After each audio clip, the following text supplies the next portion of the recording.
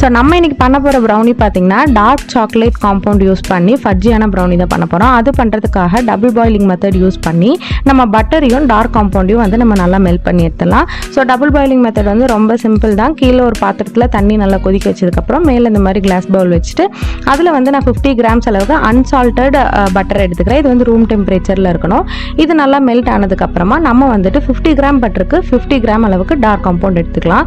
So இந்த dark chocolate பார்த்திங்கன்னா ரொம்ப டார்க் கசப்பாக இருக்கும். உங்களுக்கு வந்து மில்க் சாக்லேட் பிடிக்கும் அப்படின்னா நீங்கள் மில்க் சாக்லேட் கூட நீங்கள் வந்து தாராளமாக யூஸ் பண்ணிக்கலாம்.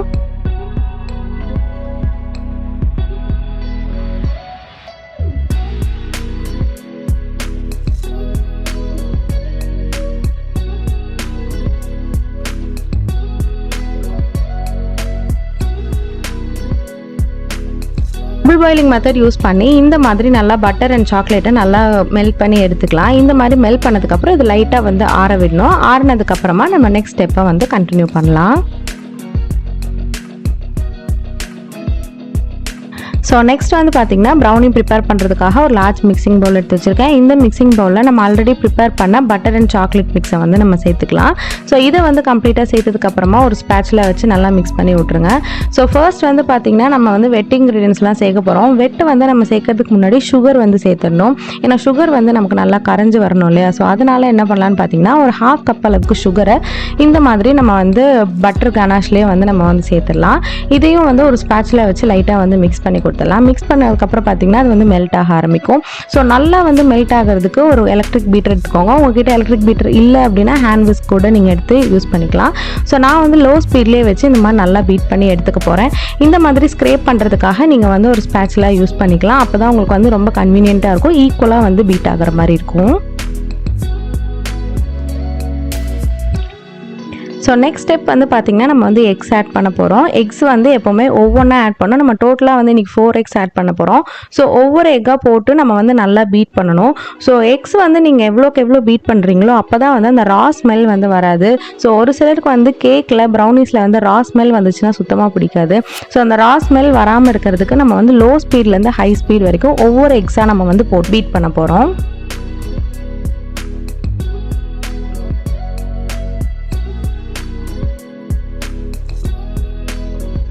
ஸோ நீங்கள் வந்து வெஜிடேரியனாக இருக்கீங்க, எக்லெஸ் ப்ரௌனிஸ் தான் நீங்கள் வந்து ப்ரிஃபர் பண்ணுவீங்க அப்படின்னா இந்த ஸ்டெப் வந்து கம்ப்ளீட்லி ஆப்ஷனல் தான். இதை வந்து நீங்கள் ஸ்கிப் பண்ணிக்கலாம்.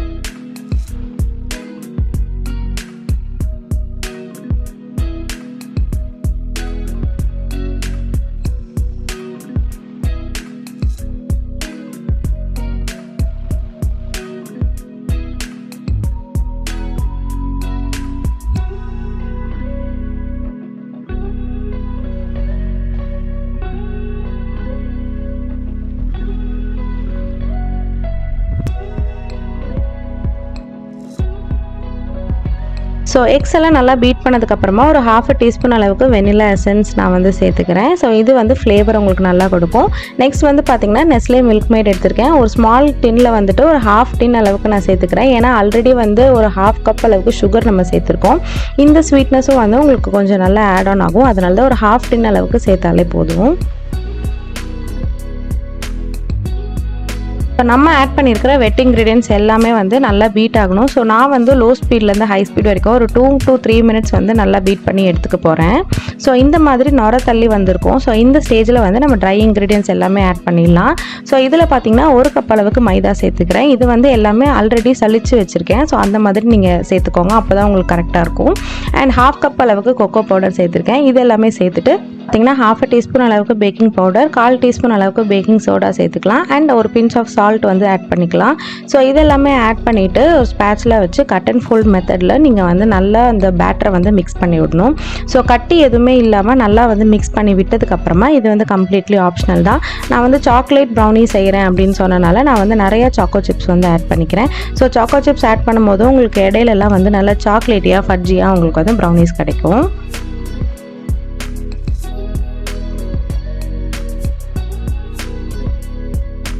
நெக்ஸ்ட் வந்து பார்த்தீங்கன்னா நான் ஆல்மண்ட்ஸ் கட் பண்ண போகிறேன். இது வந்து கம்ப்ளீட்லி ஆட் ஆன். உங்களுக்கு பிடிச்சிருந்தா நீங்கள் வந்து சேர்த்துக்கலாம். உங்களுக்கு வால்நட்ஸ் பிடிச்சா அது கூட நீங்கள் வந்து சேர்த்துக்கலாம். ஸோ ஆல்மண்ட்ஸ் வந்து ஒரு 10 to 15 எடுத்திருக்கேன். இதை வந்து நல்லா குட்டி குட்டியாக வந்து சாப் பண்ணி எடுத்துக்கலாம். சாப் பண்ணிவிட்டு மேலே வந்து நம்ம கார்னிஷிங்காக கொடுக்கலாம்.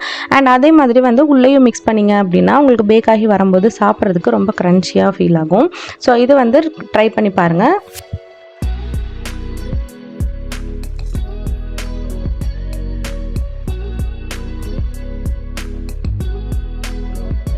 ஸோ இப்போ சாப் பண்ண ஆல்மண்ட்ஸ் எல்லாமே நான் பேட்டரில் போட்டு மிக்ஸ் பண்ண போகிறேன். ஸோ இது வந்து நீங்கள் கம்ப்ளீட்லி ஆப்ஷனல் தான், தேவைப்பட்டால் நீங்கள் ஆட் பண்ணிக்கலாம். உங்ககிட்ட வால்நட்ஸ் இருக்குது இல்லை கேஷ்யூஸ் இருக்குது அப்படின்னா நீங்கள் அது கூட ஆட் பண்ணிக்கலாம். ஸோ இடையில சாப்பிடும்போது நல்லா க்ரன்ச்சியாக வந்து உங்களுக்கு ஃபீல் ஆகும்.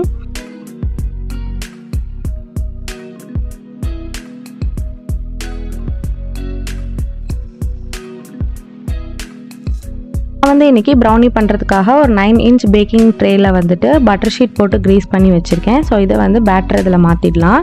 ஸோ இந்த மாதிரி மாற்றினதுக்கப்புறமா லைட்டாக டேப் பண்ணிக்கோங்க. ஸோ ஏர் பபிள்ஸ் ஏதாவது இருந்துச்சுன்னா அது வந்து ஃபில் ஆகிடும். ஸோ நான் வந்து டார்க் சாக்லேட் இன்னும் கொஞ்சம் வந்து சாப் பண்ணி வச்சு அதை வந்து ஆட் பண்ணிக்கிறேன். இதுவுமே வந்து கம்ப்ளீட்லி ஆப்ஷனல் தான், உங்களுக்கு பிடிச்சிருந்தா ஆட் பண்ணிக்கலாம். அண்ட் ஆல்மண்ட்ஸும் கொஞ்சம் இருந்ததுனால அதை வந்து மேலே கார்னிஷிங்காக போட்டுக்கிட்டேன். ஸோ இந்த பேட்டரை வந்து பார்த்திங்கன்னா ஆல்ரெடி ப்ரீஹீட் பண்ண அவனில் வந்துட்டு நான் ப்ளேஸ் பண்ண போகிறேன். ஸோ ஒரு 40 to 45 minutes போல் நீங்கள் 180 degreeல வச்சு பேக் பண்ணிங்க அப்படின்னா சூப்பர் டெலிஷியஸான ப்ரௌனிஸ் வந்து உங்களுக்கு ரெடி ஆகிடும்.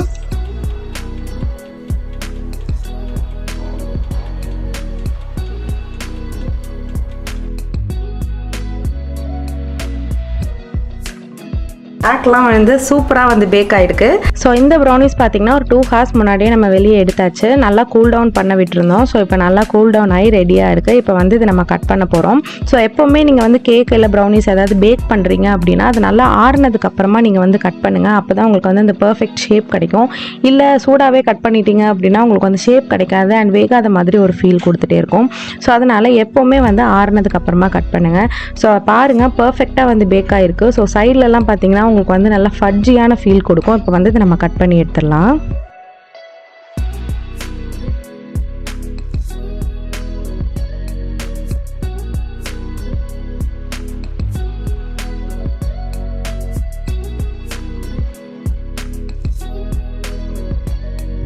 ஸோ இந்த ப்ரௌனிஸ் பார்த்தீங்கன்னா ஒரு 15 minutes வேலை தான். பட் இது கூல் டவுன் ஆகிறதுக்கு தான் கொஞ்சம் லேட் ஆகும். பட் ஒரு 15 minutesல நீங்கள் ப்ரிப்பேர் பண்ணி மைக்ரோவேவ் அவனில் வந்து நீங்கள் பேக் பண்ணிட்டீங்க அப்படின்னா சடனாக வந்து கெஸ்ட் யாராவது வராங்க அப்படின்னா சூப்பராக நீங்கள் வந்து சர்வ் பண்ணலாம். ஸோ நீங்கள் வந்து சர்வ் பண்ணும்போது இன்னும் ஐஸ்கிரீம்ஸோட சர்வ் பண்ணிங்க அப்படின்னா இன்னும் வந்து ப்ரௌனி வித் ஐஸ்கிரீம் மாதிரி ரொம்ப டேஸ்ட்டாக இருக்கும். கண்டிப்பாக வந்து ட்ரை பண்ணி பாருங்கள்.